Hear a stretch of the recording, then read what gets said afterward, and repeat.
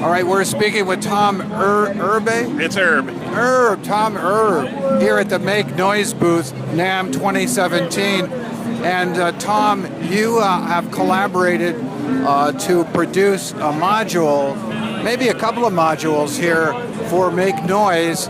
And could you tell us about them? Yeah, I've done a number of modules with Make Noise over the years, most notably the Erbe, which was my take on a reverb that could sort of go over the top and work with electronic music. I also did a Telharmonic, which was an additive synthesis engine that would get lots of different timbres in a very small package. And then the Echophone, which is designed to be a delay that's really a performance delay, where it's something you could really take to a show and use the knobs and get a lot of very dramatic effects very easily. What I'm doing this year, or what I've done the past 2 years, is the Morphogene, which is a sample looper. Now, Make Noise has had a sample looper out for 6 years called the Phonogene. And what we've been doing is listening to what customers like and don't like about it, and looking at the new technology, and also putting together our own ideas and turning it into something which we think is really, answers what performers want, what our customers are looking for.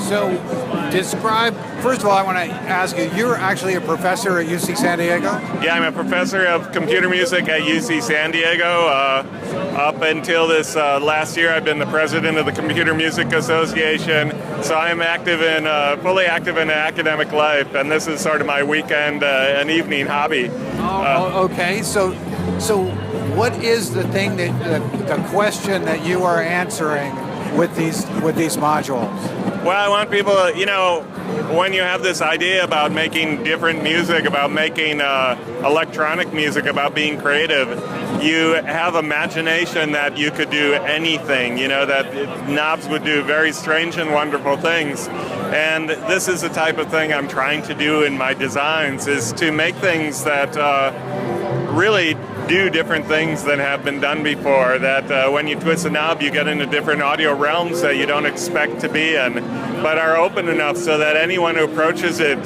gets their own feel from it, that there's enough range in everything so that people can find their own space. When I was just playing with it, and I was thinking, this is a really non-conventional thing, at least in my experience, but how wonderful it'd be to have someone who really knew this device.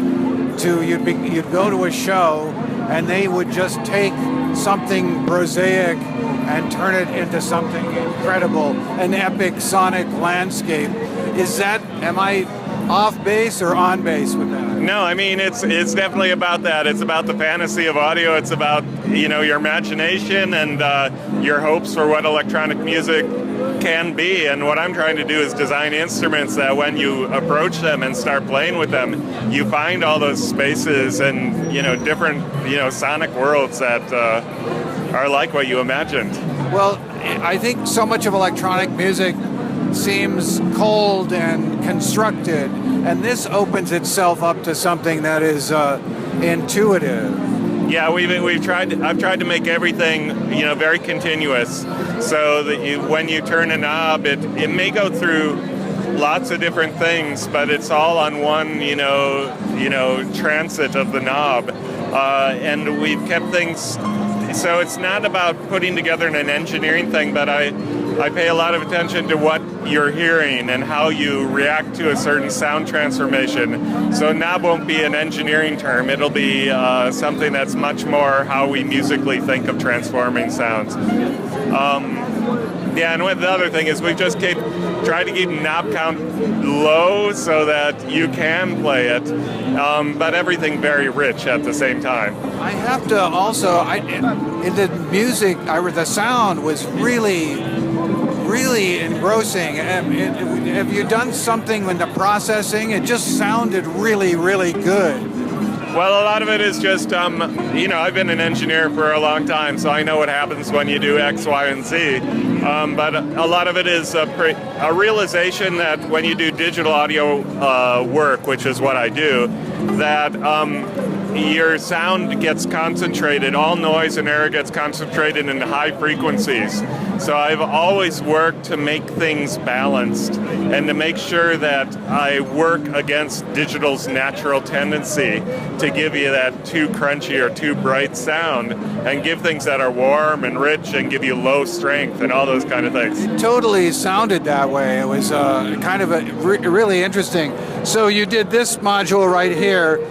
He doesn't want to be on camera, but to get this, you can just get... we could show this. Okay, so this is what we've been talking about, but you've done... So this is the Morphogene, and I started out trying to find the cleanest possible way to do sampling, least amount of distortion, just something that was warm and would not reveal things like sampling frequency or aliasing. And then worked on, we have this wonderful Vari-Speed here, which is only 1 octave up and 2.5 octaves down, but that's really an incredible range. And for me, what it represented is the kind of range people would use for like turntable manipulation or tape manipulation. And so this felt like the best sort of human range to be in. Everything seemed to be smooth. All the controls were continuous rather than stepping. Oh yeah, definitely. Yeah. No, we play with this a lot, and my attitude is if it isn't feeling fun when I'm playing with it, if I can't stop playing with it when I'm working on it, then I know I'm in a good space, So yeah, I try to keep everything continuous. The samples, we're not hearing anything right now, of course, except someone playing piano. But the samples can be chopped up into small genes for very particular or micro sound type effects. We can, there's this morph control, which adds many layers of these tiny particles of sound. So we can do these sort of granular Curtis Rhodes type effects.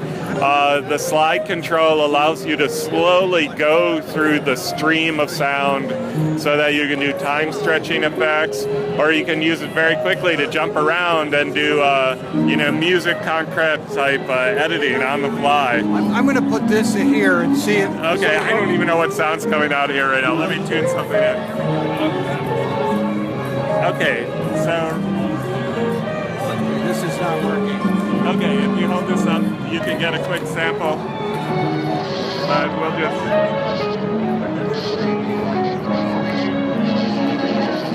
So I'm assuming you got something there. This is, that was a voice being chopped into very tiny genes that are overlaid, and we were just sliding through them, which gave sort of a slow motion, spooky voice sound. Okay. But these are very simple transformations. The key is to do them smoothly, and to give you the user or any player a lot of range in these parameters, so they'll get a lot of things. How did you connect with Make Noise? Oh, I always like running around the NAMM floor and just checking out what people are doing, just like you. And so I got in a conversation with Tony one year when he was coming out with the Phonogene here, and we were talking about it, and we sort of connected on a musical and aesthetic level. And he checked out the software I'd built under SoundHack, which is my software name, and he liked it and asked me to build a module for him. So what I did was I built the Echophone, which I don't think we have one here, but yeah, I designed a number of modules for it with him since then. So how many in total have you designed? The Echophone, the Erbe, the Telharmonic, which is right here, and the Morphogene, and I also did a little revision on the Phonogene, so say 4.5. Okay. Now, what do you teach at UC San Diego? I teach computer music at UC San Diego. I also teach the undergraduate music technology program. Try to get students to be performers, producers, recording engineers, music technologists, artists, whatever their path is, but with a focus on music technology. So how many students do you have in the program? In our undergrad program, we have 70 students. In the graduate program, I think we have about 20 that are in computer music. And is that unique in the UC system? I don't think we are doing much with that. You see? Oh, no, there's actually quite a few programs now that are doing computer music and music technology, mainly because there's always been a large interest in that. It's a fun thing to do, but there's also a large need with companies that do, computer. Even Netcast needs people to do computer audio, but Dolby, companies like this, a lot of students are doing startup, a lot of students going into game programming. So there's a lot of areas where they need music technology. Now, are you teaching students? Are you getting into the actual engineering of computer interfaces and so on and so forth, or are you using commercial software and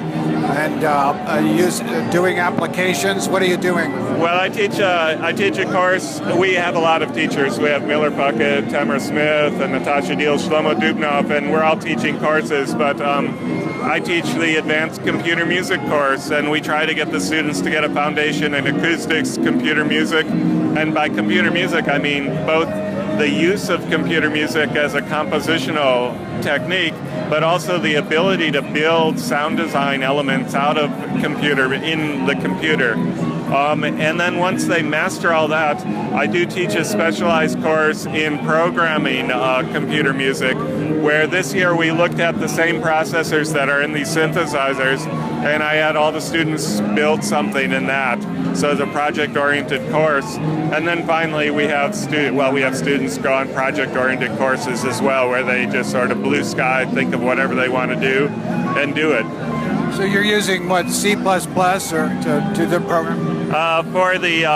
For the music language, we use Pure Data. For acoustics, we use MATLAB to look at the math. For programming, we use C and C++. Okay. All right. So So why were you attracted, going back to Make Noise, why were you attracted to Make Noise and not some other company here? Oh gosh, we just sort of had a nice chat and was enjoying each other as friends and people, and and we had the same sort of musical ideas, so it was a nice meeting. I mean, I could have met someone else, it could have been another collaboration, but it just was fortuitous. Okay, well, what I noticed was when I first interviewed them a couple of years ago, I think they were artists. They seemed to be more artists before anything else. So do you think that? Yeah, I mean, it's definitely it's definitely a passion. It's we're doing this work because maybe we want these instruments, but for myself, I not only want these instruments, I actually love designing them, and I love building them, and I love choosing what can be on them, and I really love hearing what people do with them afterwards. I'm an instrument builder, and that's where I really find my enjoyment. Great. Thank you much, Tom Erbe. Okay, thank you. All right, man.